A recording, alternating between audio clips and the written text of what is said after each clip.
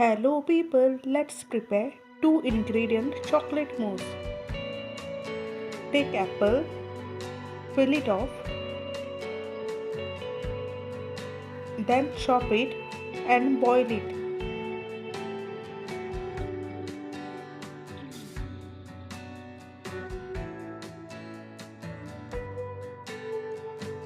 Then mash it.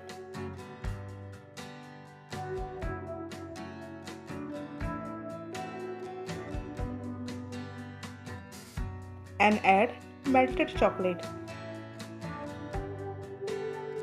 Mix it together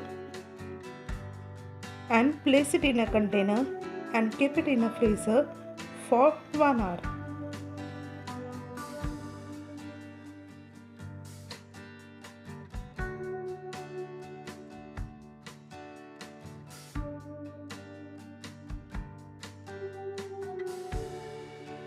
And then demold it. And it's ready. Enjoy! If you like this recipe, comment below, share it with your friends, and if you are new, then subscribe.